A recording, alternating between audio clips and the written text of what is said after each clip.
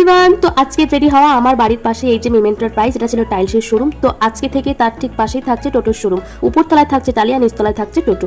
তো আজকের এই বিশেষ আয়োজন হচ্ছে টোটো শোরুম উদ্বোধন। তো এখানে আমার আঙ্কেলজি কিছু বক্তব্য তুলে ধরলেন, আর শোরুমের মালিকের ছেলে ফিতে কেটে ভেতরে প্রবেশ করলেন, আর ভেতরে গিয়ে মালিকের মেয়ে কেক কেটে সবাইকে মিষ্টি মুখ করলেন। সব শেষে সবার লাস্টে মিষ্টি মুখটা আমি শেষ করলাম। তারপর এখানে মালিকের ওয়াইফ মানে বৌদি ভাই, তার সঙ্গে একটু আলাপ করে একটুখানি ভিডিও ক্লিপ নিলাম। এই কিউট বেবিগুলো হচ্ছে মালিকের ছেলে মেয়ে, আর এই যে ইনি হচ্ছেন শোরুমের মালিক, আর ইনি হচ্ছেন ম্যানেজার বাবু, যিনি আমার আঙ্কেল।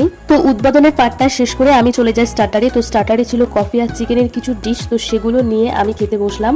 সাথে ছিল আমার আঙ্কেল জি, বৌদি ভাই, আন্টি। তো সবাই মিলে আমরা এনজয় করছিলাম টালির শোরুমটাই।